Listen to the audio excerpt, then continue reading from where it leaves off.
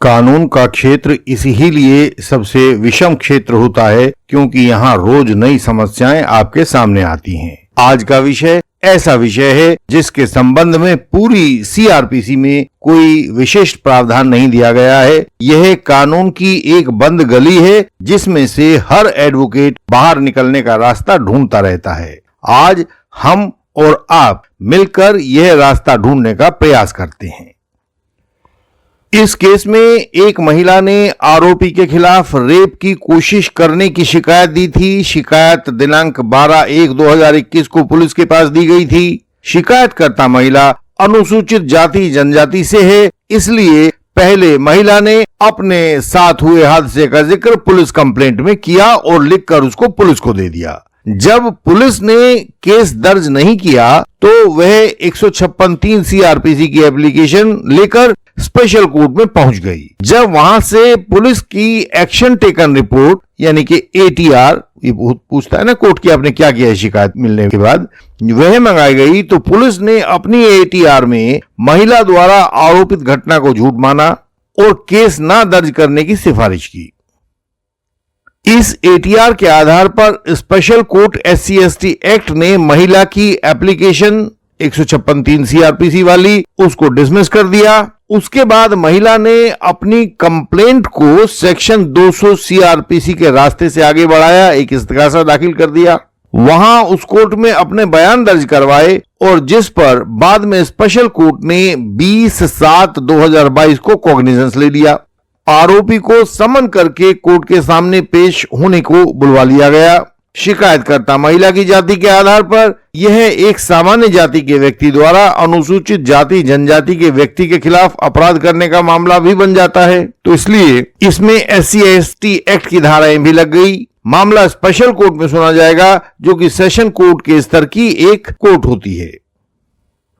जैसे ही आरोपी को समन किया गया तो अन्य सब आरोपियों की तरह उसकी भी यही कोशिश हुई कि इस आरोप से छुटकारा पाया जाए। उसने अपने वकील साहब से बात की तो उन्होंने एक application for discharge under section 227 CrPC and और 239 CrPC with special emphasis on section 245(2) CrPC लगा दी। सामने आप स्क्रीन पर देख सकते हैं। अब खैर इन लोगों ने जो किया सो किया, जज साहब इनके भी गुरु निकले।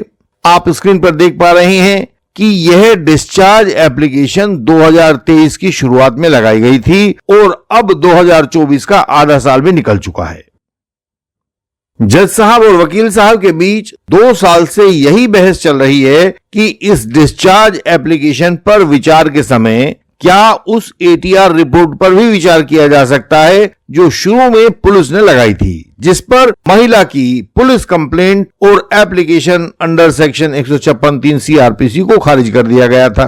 तो आज के वीडियो का यही विषय है कि यदि 200 सीआरपीसी की कंप्लेंट में सेशंस कोर्ट द्वारा ट्रायबल ऑफेंस बनता हो तो उसमें डिस्चार्ज पाने का क्या तरीका है, क्योंकि पूरा सीआरपीसी इस टॉपिक पर मौन है। आपकी जानकारी के लिए बता दें कि यह जो एप्लीकेशन लगाई गई है अंडर सेक्शन 227 एंड और 239 CrPC with special emphasis on section 245(2) CrPC, यह गलत एप्लीकेशन है और ऐसी कोई एप्लीकेशन कंप्लेंट केसेस में डिस्चार्ज के लिए नहीं लगती है।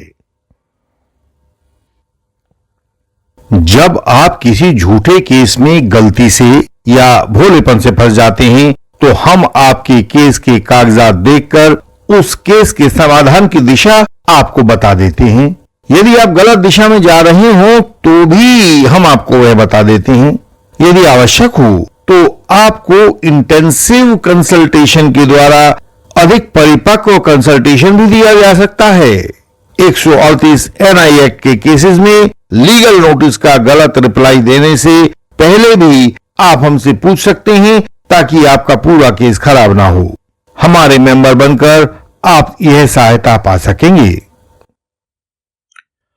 सीआरपीसी के चैप्टर 18 में सेशंस ट्रायल केसेस की बात की गई है, जिसमें सेक्शन 225 सीआरपीसी आता है कि कैसे प्रोसिक्यूशन खोला जाएगा। उसके बाद आगे के सेक्शंस आते हैं और सेशंस केस में डिस्चार्ज की बात की जाती है सेक्शन 227 सीआरपीसी में। पर यह पुलिस द्वारा फाइल केसेस के लिए होता है।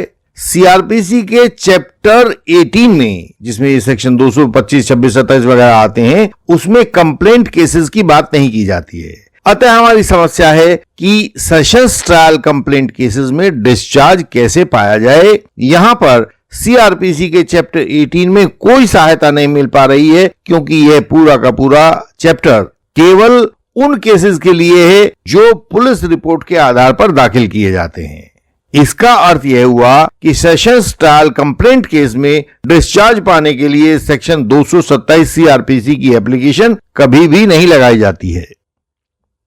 इसके बाद सीआरपीसी के चैप्टर 21 में समरी ट्रायल केसेस होते हैं। ये बहुत छोटे केसेस होते हैं, जैसे ट्रैफिक के चालान या ताश के खेल में जुआ लगाने के मामले। ये बहुत छोटी छोटी सजाओं के केसेस होते हैं। सेशंस कोर्ट से इनका कोई सीधा संबंध नहीं होता है, इसलिए ये भी सेशंस ट्रायल कंप्लेंट केसेस में डिस्चार्ज कैसे पाया जाए, इस समस्या को नहीं सुलझा पाएंगे। इसके बाद सीआरपीसी में केवल दो तरह के अन्य मामले बचते हैं। पहला होता है समन्स ट्रायल केसेस और दूसरा होता है वारंट ट्रायल केसेस। तो कुछ सहायता मिली तो यही इन दोनों से मिल सकती है। आइए इनको पढ़ते हैं। समन्स ट्रायल केसेस की परिभाषा सेक्शन 2 के सब सेक्शन W सीआरपीसी में दी गई है, तथा वारंट ट्रायल केसेस की परिभाषा सेक्शन 2X सीआरपीसी में दी गई है। वारंट ट्रायल केसेस की परिभाषा में बताया गया है कि जिन केसेस में सजा, मृत्युदंड, उम्र कैद या 2 साल से अधिक की सजा होती है, वे केसेस वारंट ट्रायल केसेस कहलाते हैं। और इसी तरह से समन्स ट्रायल केसेस के बारे में बताया गया है कि जो केसेस वारंट ट्रायल केसेस नहीं होते हैं, वे समन्स ट्रायल केसेस होते हैं। यानी कि 2 साल से कम सजा वाले जो केस हैं या 2 साल की सजा वाले केस हैं, वे समन्स ट्रायल हुए। और इसके अलावा जितने भी बाकी के क्रिमिनल केसेस होते हैं, वे सारे के सारे वारंट ट्रायल केसेस हो जाएंगे।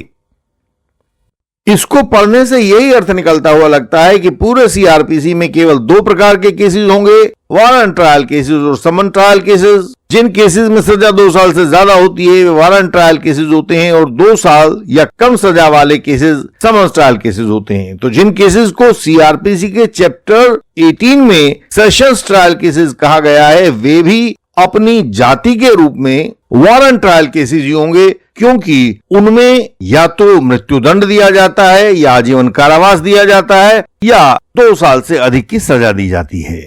और जिनको चैप्टर 21 में समरी ट्रायल केसेस कहा गया है, वे सारे के सारे या तो फाइन के या छोटे महीना, 2 महीना, 6 महीना की सजा वाले केसेस होते हैं। तो जातीय रूप में उनको समन्स ट्रायल केसेस कहेंगे। इस विश्लेषण से हमें बहुत ज्ञानमूलक बात पता चलती है कि यदि सेक्शन 200 सीआरपीसी में मजिस्ट्रेट के सामने कंप्लेंट फाइल करके रेप या रेप के प्रयास की शिकायत की जाती है, तो उस शिकायत का वर्ग, उसकी जाति वारंट ट्रायल केसेस वाली हो जाएगी। इन केसेस में सेक्शन 200 सीआरपीसी की कंप्लेंट में जब मजिस्ट्रेट सेक्शन 204 सीआरपीसी की प्रोसेस इशू करते हैं, आरोपी को समन करते हैं और आरोपी मजिस्ट्रेट साहब के सामने आ जाते हैं, तो इसके बाद केसेस को कमिट कर दिया जाएगा।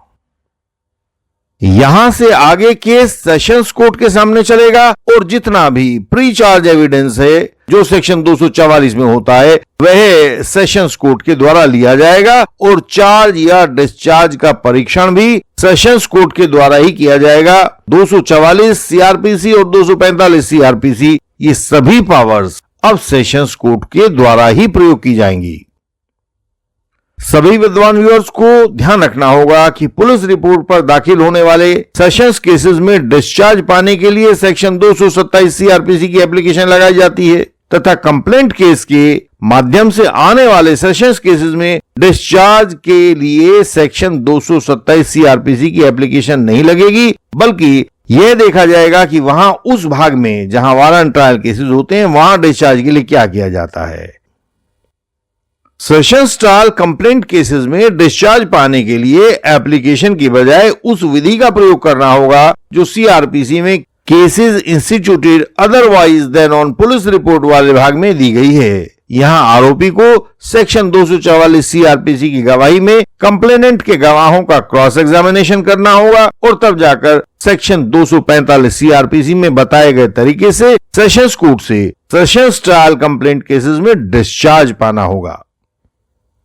सेक्शन 245 सीआरपीसी में डिस्चार्ज पाने की कसौटी दी गई है। उसी सेक्शन 245 सीआरपीसी में लिखा हुआ है कि यदि मजिस्ट्रेट को लगता है कि आरोपी के खिलाफ ऐसा कोई मटेरियल केस फाइल के रिकॉर्ड पर नहीं है जिसको यदि खंडित ना किया जाए तो आरोपी को सजा हो जाएगी। यदि ऐसी स्थिति हो तो मजिस्ट्रेट अपने लिखित रूप से दिए गए कारणों के आधार पर आरोपी को डिस्चार्ज करने का ऑर्डर पास कर सकते हैं। सेशंस ट्रायल कंप्लेंट केसेस में डिस्चार्ज इसके अलावा किसी दूसरे तरीके से, दूसरे कानूनी तरीके से नहीं लिया जा सकता है।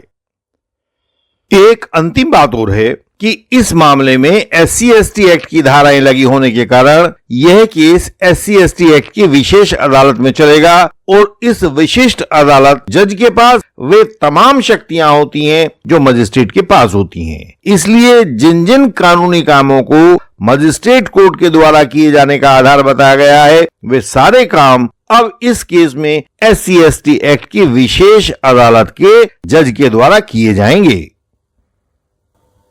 जब किसी केस ने आपको जकड़ लिया हो, गवाहों ने गलत व झूठे बयानों से पूरे के पूरे केस फाइल के रिकॉर्ड को भर दिया हो, रास्ता नहीं मिल पा रहा हो, ऐसे में हमारे सुझाए हुए सूत्र झूठे गवाहों का पर्दाफाश कर देंगे। ये बहुत कारगर सूत्र हैं। हजारों साथियों ने उन सूत्रों को आजमाया है, परखा है अपने केसेस में। क्रॉस के गलत हो जाने पर आप न केवल अपना यह केस हार जाते हो बल्कि आपका पूरा जन्म फिर अपीलों में गुजर जाता है और हाथ कुछ भी नहीं आता है। हमारी वेबसाइट को पढ़ें, झूठे गवाहों से पार पाने के तरीके वहां लिखे हुए हैं। हमारा YouTube चैनल देखें, यहां की वीडियोस में हर सूत्र को समझाया गया है।